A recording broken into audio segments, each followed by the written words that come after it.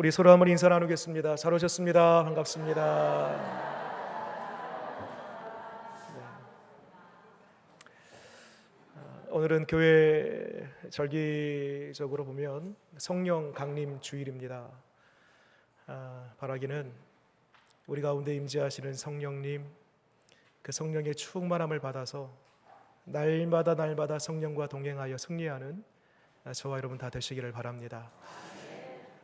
지난 한 주 안에는 참 국가적으로 큰 일이 있었죠. 우리가 투표를 하고 또 새로운 대통령이 선출되고 새로운 정부가 이제 출범했습니다. 끝난 것이 아니고요, 이제 시작입니다. 우리가 성령의 충만함을 위해서 기도할 때에 하나님, 대통령과 모든 위정자들도 성령을 받고 성령과 동행하는 그러한 대통령, 그러한 정부가 될 수 있도록 위해서 이제부터 더 힘써 기도해 주시기 바랍니다.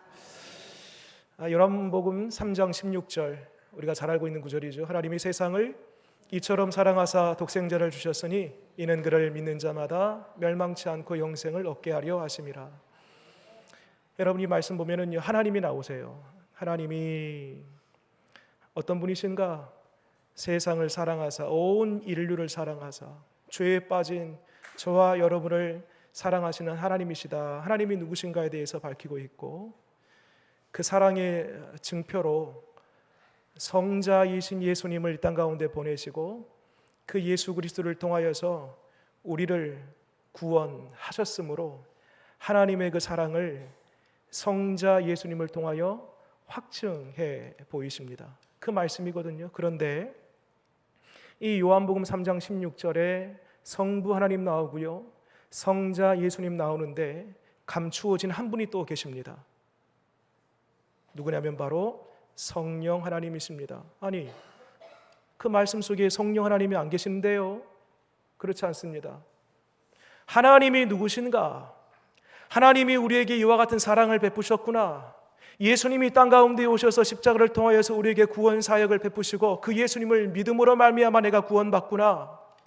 하나님이 누구시고 예수님이 누구시고 그분을 기억하고 믿고 의지할 수 있도록 하신 분, 그 모든 하나님의 말씀을 깨닫게 하신 분, 그분이 바로 성령 하나님이십니다. 그래서 여러분, 성령을 가리켜서 성경 말씀 보면은 지혜의 영이다, 지식의 영이다, 모략의 영이다, 또 다른 책에는요 주의 영, 하나님의 영, 오늘 말씀 보면은 보혜사, 진리의 영, 이렇게 성령님을 소개하고 있습니다. 구약 성경을 보면 성령을 받은 사람들이 있습니다. 이 구약 성경에 나온 성령 받은 사람들은요 특정한 사람들이었습니다. 하나님의 부르심을 받고 선포한, 예언하는 사람들, 예를 들어서 선지자들, 또 제사장들, 왕들, 이와 같이 특별한 영역 안에서 특별한 일을 하는 사람들에게만 성령이 임한다라고 그렇게 생각했습니다. 그런데 요엘서 2장 28절로 29절 말씀 보면 이런 말씀이 있습니다. 내가 내 영을 만민에게 부어주리니 너희 자녀들이 장래일을 말할 것이며 너희 늙은이는 꿈을 꾸며 너희 젊은이는 이상을 볼 것이며 그때에 내가 또 내 영을 남종과 여종에게 부어줄 것이며 라고 말씀합니다. 구약 성경에서는 오로지 성령은, 하나님의 영은 어떤 특정한 사람에게만 부어주는 영인 줄 생각했는데 장차 이 하나님의 영이신 성령이 만민에게, 높은 자든 낮은 자든 남자든 여자든 어린아이든 늙은이든 누구든지 모두에게 성령을 부어주실 것이다 라고 예언해 주었습니다. 근데 이 예언을 따라서 이 예언 이후로 900년이 되었을 때에 이 말씀이 그대로 이루어지는데요, 그 현장을 오늘 앞에 말씀을 보면서 같이 한번 읽어보겠습니다. 사도행전 2장의 말씀인데요, 성령이 900년 만에 이 말씀을 따라서 성취됩니다. 같이 한번 읽겠습니다. 사도행전 2장 1절에서 4절 말씀입니다.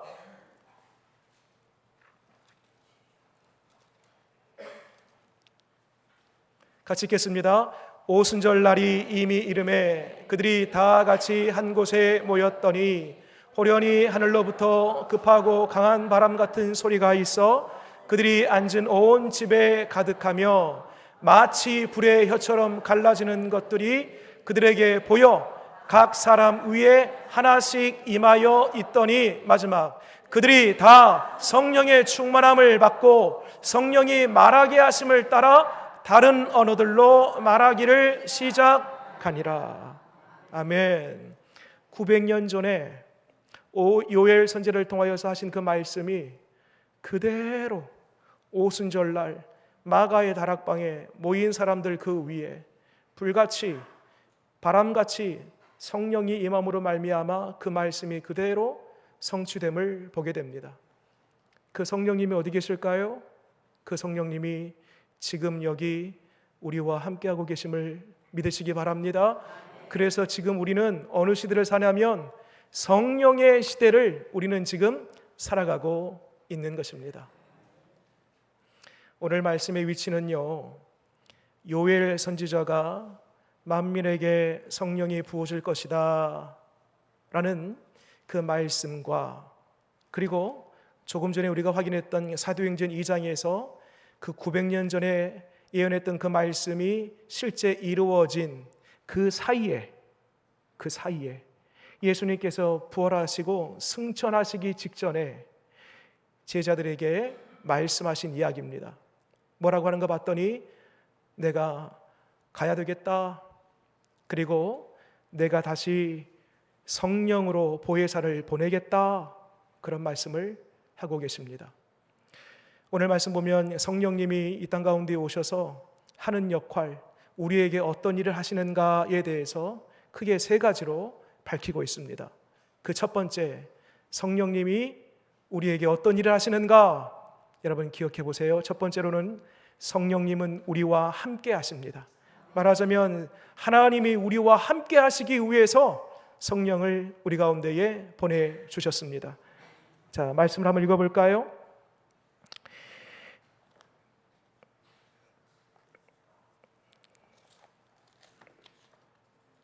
요한복음 16장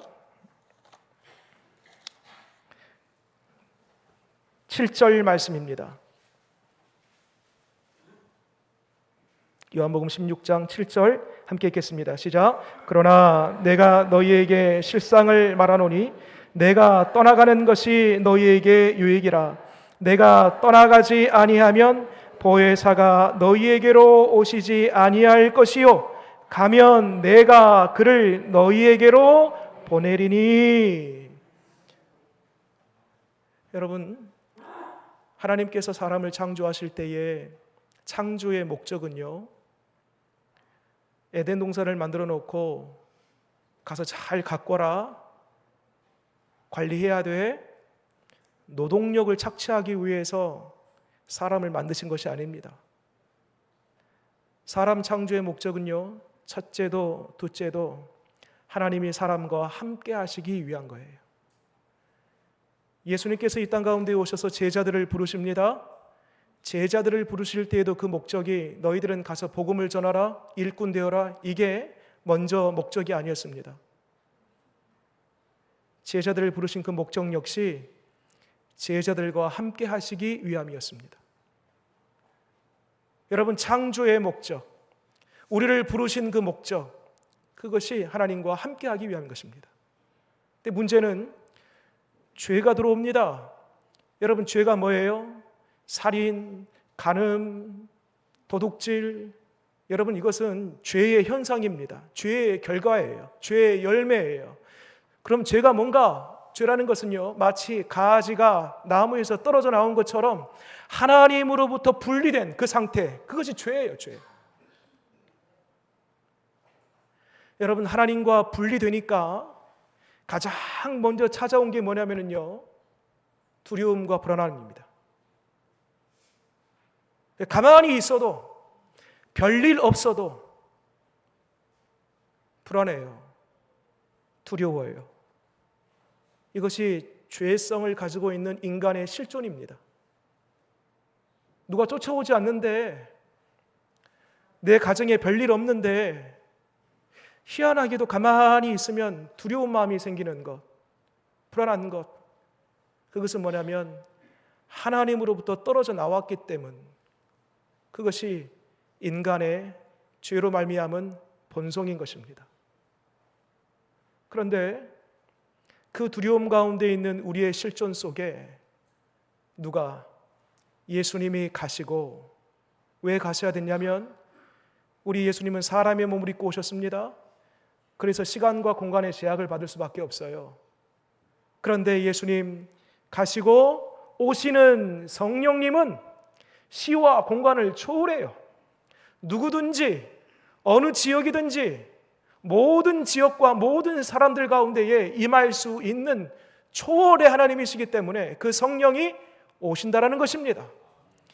그리고 그 성령이 우리와 함께 하신다라는 거예요.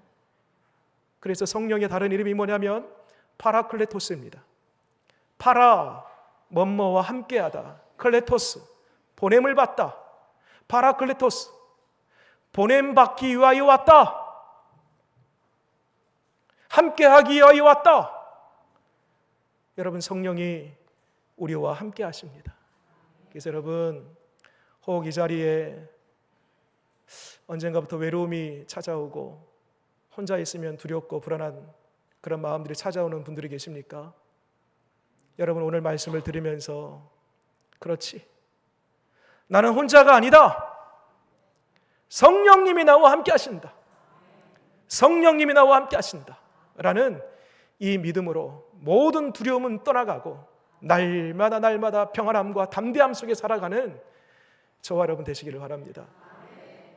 그러면 질문 한번 드려볼게요. 그 성령님이 언제까지 함께 하실까요? 오늘만 잠깐 함께 하실까요? 그렇지 않습니다.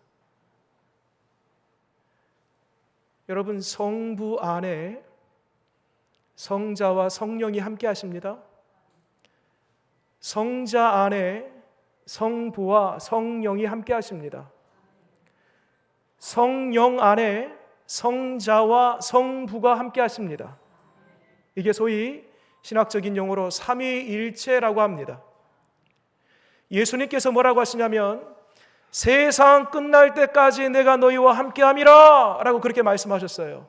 말이 되지 않잖아요. 예수님 부활하시고 승천하셨는데, 가버리셨는데 언제까지 우리와 함께 하신다? 세상 끝날 때까지 함께 하신다는 이렇게 말이 안 되잖아요. 이미 가버리셨는데. 여러분이 이 말씀을 잘 이해하셔야 됩니다. 예수님은 부활하여 승천하여 가셨지만 보혜사이신 성령님이 다시 오실 때에 예수님의 영이신 성령, 주의 영이신 성령, 성령 안에 성자 예수님이 함께 하심으로 이 땅 가운데 오신 그분이 성령이시기 때문에 세상 끝날 때까지 내가 너와 함께함이라 라는 그 말씀은 부활하여 승천하신 그 예수님은 저 위에 계신 분이 아니고 동시에 하나님 보좌 우편에 계시지만 성령과 함께 예수님이 오신 거예요. 그러므로 우리 성령님, 예수님의 영이신 성령님, 언제까지 함께 하시냐?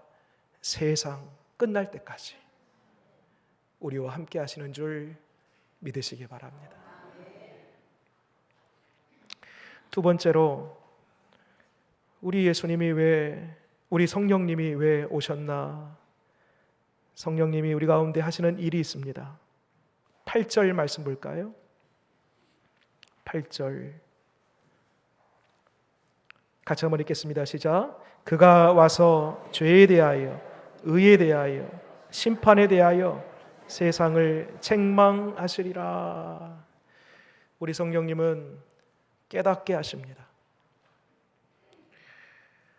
여러분, 캄캄한 방 안에 있을 때에 아무것도 보이잖아요. 근데 커튼을 살짝 열어보니까 아침 햇살이 싹 들어옵니다. 그 햇살에 비추어진 그 모습을 보니까 그 안에, 방 안에 뭐가 보이냐면 먼지가 보여요. 여러분, 그 먼지가 그 방 안에 처음부터 있었을까요? 아니면 햇빛 비칠 때 그때 왔을까요? 처음부터 있어요. 처음부터. 방 안에 본래 먼지가 있었는데 다 그 햇살, 그 빛이 비추니까요, 그 빛 비춤에 따라서 먼지가 보이는 것입니다. 성령님이 우리 가운데에 빛으로 임하세요. 임하시면 우리 속에 있는 모든 죄악들이 다 드러납니다. 마치 빛 앞에 먼지가 보이듯이 우리의 죄악들이 다 하나하나 보이는 거예요. 그 죄를 보면서 깨닫는 거예요. 아하, 나에게 이런 죄가 있었구나. 그러면서 하나님 앞에 나의 죄를 자백하는 거예요. 더 나아가서는 자백하면서 회개하는 거예요. 하나님, 내가 더 이상 이 죄를 범하지 않겠습니다. 돌이키는 거예요. 여러분, 이처럼 나의 속에 있는 모든 죄를 드러나고 자백하게 하고 회개하게 하고 그 모든 것들을 누가 하시냐면 성령님이 하신다는 거예요.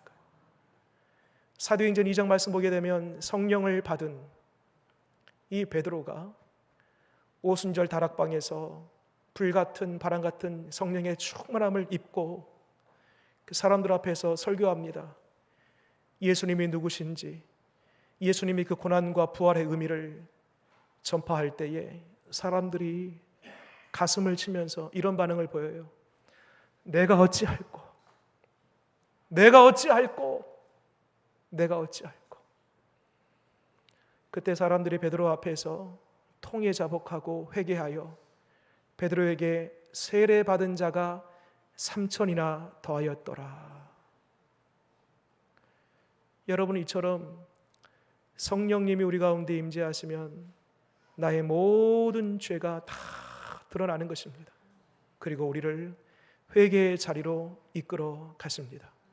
뿐만 아니라 성령님은 우리를 깨닫게 하시는데요, 죄에 대해서만 깨닫게 하신 분이 아니고요, 다시 여러분 말씀을 돌아와 보세요. 8절 말씀에 그가 와서 죄에 대하여 뿐만 아니라 그 다음에요, 의에 대하여 또 심판에 대하여 세상을 책망하시리라. 의에 대하여, 심판에 대하여. 이게 무슨 말이냐면 의라는 것은 우리가 가야 할 방향입니다. 우리 인생의 목적지입니다. 내가 어떻게 살아야 될지에 대하여 말씀하고 있다는 것입니다. 성령님은 우리로 하여금 가르쳐 주십니다. 어디를 향하여 달려가야 될지, 무엇을 인생의 목적으로 삼아야 될지, 나의 바른 가치관과 세계관이 무엇인지에 대하여 바르게 볼 수 있는 그러한 눈을 갖게 하십니다. 또한 심판에 대하여라고 했습니다. 심판에 대하여라는 것은 우리의 최종적인 평가, 우리의 마지막 죽음 이후에, 한 번 죽은 것은 사람에게 정한 것이요 이후에는 심판이 있다고 했는데 그 심판의 자리가 있음을 알게 하고 믿게 하고 보게 하고 준비하게 하신 분이 누구냐? 바로 성령 하나님이시라는 겁니다. 이와 같이 성령님은 우리로 하여금 모든 것을 깨닫게 하십니다. 고린도전서 2장 10절 말씀 보니까요, 우리 성령님은 하나님의 깊은 것까지 통달하게 하시느니라. 통달이 뭐냐면요, 깊은 것을 훤히 본다라는 거예요. 깊은 것을 훤히 본다. 여러분, 저 바다 깊은 시면 저 깊은 곳에 잘 보이지 않잖아요. 그런데요, 그 속에 쫙 빛이 들어가면요, 그 바다까지 보이는 것입니다. 이와 같이 당장 내 눈앞에 보이는 것을 넘어서, 죽음을 넘어서 과거, 현재, 미래, 내 인생 한 개인의 종말뿐만 아니라 이 세계의 우주적 종말까지 그 모든 것을 관통하여 미래를 보게 하는 그 눈, 바로 성령님이 알게 하시고 보게 하시고 깨닫게 해 주신다는 것입니다. 마지막으로 성령님이 오셔서 우리에게 행하신 일이 있습니다. 13절 말씀 보겠습니다. 같이 한번 읽겠습니다. 그러나 진리의 성령이 오시면 그가 너희를 모든 진리 가운데로 인도하시리니 그가 스스로 말하지 않고 오직 들은 것을 말하며 장래 일을 너희에게 알리시리라. 아멘. 성령님이 임하시면 세 번째로 우리를 그리스도에게로 인도하십니다. 조금 더 다르게 표현하면 그리스도를 알게 하십니다. 성령님이 오신 목적이요, 우리로 하여금 여러 가지 성령의 은사들 해가지고 막 방언하고 예언하고 막 우리 성령 하면은요 막 그런 어떤 뜨거운 열정, 뭔가 행위 이런 것들을 생각하는데요, 사실 그것만이 아닙니다. 여러분, 성령님이 오신 본질적인 그 목적은요, 예수 그리스도 그 성자를 온전히 드러내기 위함인 것입니다. 성경 마태, 마가, 누가, 요한 이 사복음서 예수님의 제자들에 의해서 기록되지 않습니까? 언제 기록했을까요? 이 제자들이 예수님 따라다니면서 어떠한 사건, 어떠한 기적들을 행하면 그 자리에서 바로바로 기록했을까요? 그렇지 않습니다. 그때는 기록할 생각도 없었어요. 그러면 언제 기록했는가? 여러분, 최소 이 성경이 처음으로 기록된 것은요, 예수님 부활 승천하신 이후 40년에서 50년 이후입니다. 여러분, 40년에서 50년이 지나면은요 기억이 되지 않습니다. 생각이 잘 안 나요. 잊어버릴 법합니다. 근데 기가 막히게 마태복음부터 요한복음의 그 기사를 쭉 말씀들을 보게 되면은요, 어떻게 이렇게 다 기억해냈지? 어떻게 이렇게 세밀하게 하나하나 그 자리와 시간과 그 사람 이름을 다 어떻게 이렇게 다 소상히 기록해놨지? 깜짝 놀랄 때가 있습니다. 여러분, 오직 모든 성경은 하나님의 감동으로 된 것으로서 정리가 되는 거예요. 그 배후에 이 제자들이 붓을 들은 그 순간부터 성령님이 감동을 하시니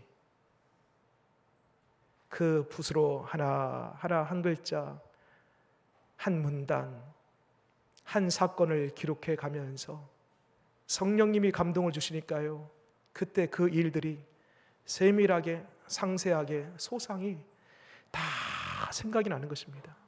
기억이 나는 거예요. 그런데 중요한 것은 예를 들어서 오병이어의 기적이 생각이 났어요.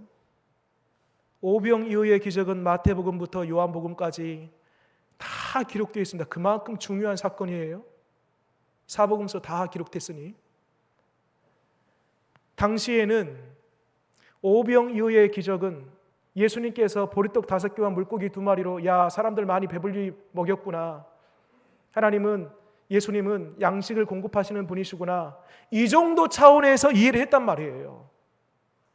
그런데 성령의 임재와 성령의 충만함을 받고 말씀을 기록해가면서 이 제자가 깨달아지는 거예요. 뭘 깨달았냐면 단지 예수님은 먹을 것을 주시는 분이 아니고 예수님은 그 먹을 것을 주시는 분을 뛰어넘어서 생명의 떡이 되시는구나. 이것을 성령님이 깨닫게 하시는 거예요.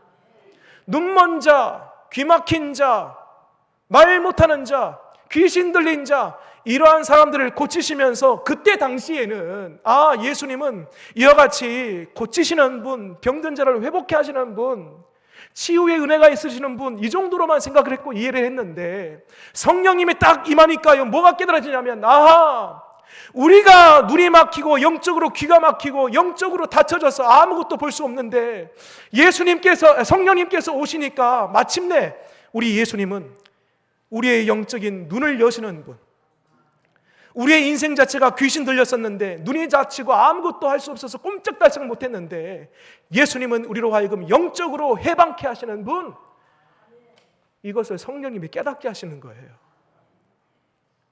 예수님 십자가에 못 박히실 때 억울한 죽음이다.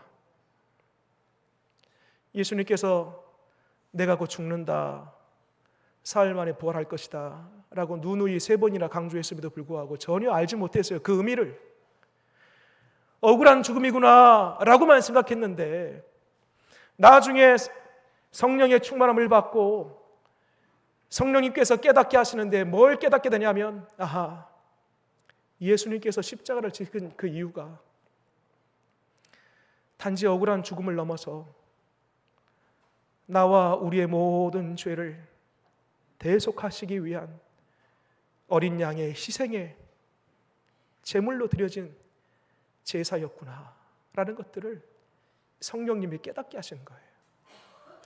그래서 궁극적으로 누구를 드러내냐면 그 모든 예수님의 하신 말씀과 이야기와 그 사건들, 더 넘어서 구약 창세기로부터 요한계시록까지 그 모든 말씀들을 다 누구를 수면 위에 올리게 되냐면 예수 그리스도를 수면 위에 다 올려놓는 거예요. 그것이 바로 성령님께서 예수 그리스도를 가리키고 예수 그리스도를 드러내고 예수 그리스도께로 우리를 인도해 가는 것, 그것이 바로 성령님께서 하시는 중요한 역할이라는 것입니다.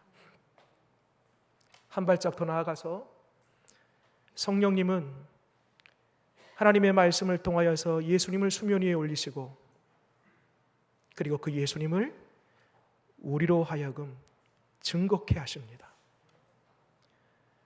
사도행전 1장 8절 말씀, 오직 성령이 너희에게 임하시면 너희가 권능을 받고 예루살렘과 온 유대와 사마리아와 땅끝까지 이르러 내 증인이 되리라 라고 말씀하지 않습니까?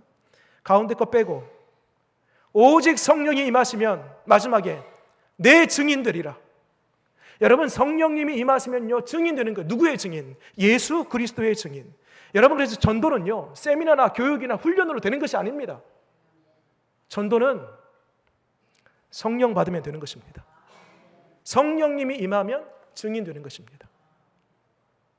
여러분, 바라기는 성령의 충만함을 받고 말씀을 볼 때마다 그 말씀이 깨달아지고 죄에 대하여, 의에 대하여, 심판에 대하여 깨달아지고, 말씀을 볼 때마다 그 속에 담겨있는 예수 그리스도 그 이름을 발견하고, 더 나아가서 성령의 충만함을 받음으로 말미암아 내가 머무는 그 자리자리마다 예수 그리스도 그 이름 진동케 하는 아름다운 복음의 향기로 살아가는 저와 여러분 되시기를 바랍니다. 정리하겠습니다. 성령님 우리와 함께 하실 때 어떤 일이 일어나는가? 파라클레토스, 함께 하시기 위하여 보내심을 받았다라고 했습니다.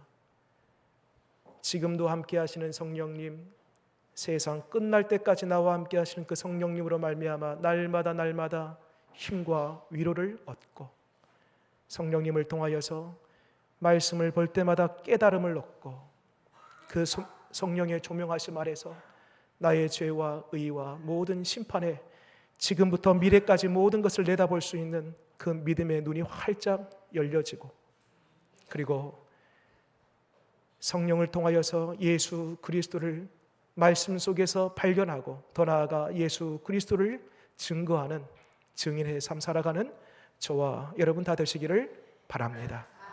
기도하겠습니다.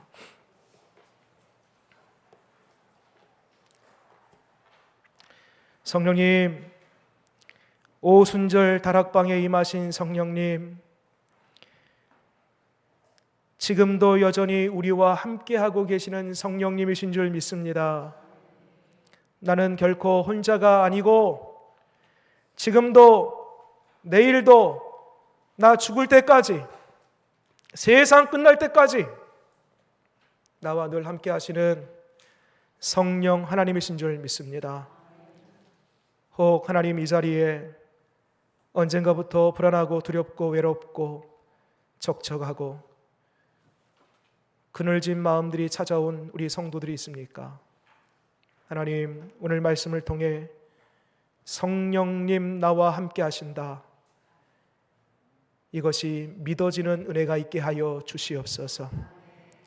성령님과 함께 하신다라면 그 자리에 위로가 있고 능력이 있고 충만함이 있는 줄 믿사오니, 성령님 날마다 우리와 동행함을 내가 느끼고 경험할 수 있도록 도와주시옵소서.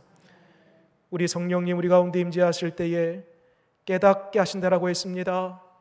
말씀을 들을 때마다, 말씀을 볼 때마다 말씀이 깨달아지게 하시고, 말씀 속에 담겨져 있는 주님의 깊은 마음과 뜻과 그 말씀의 진리가 밝히 보이게 하시옵소서.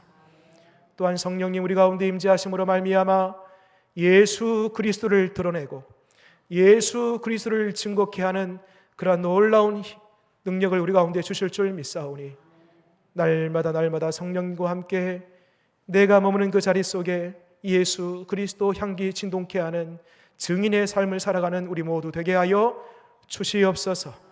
예수님 이름으로 기도드립니다. 아멘.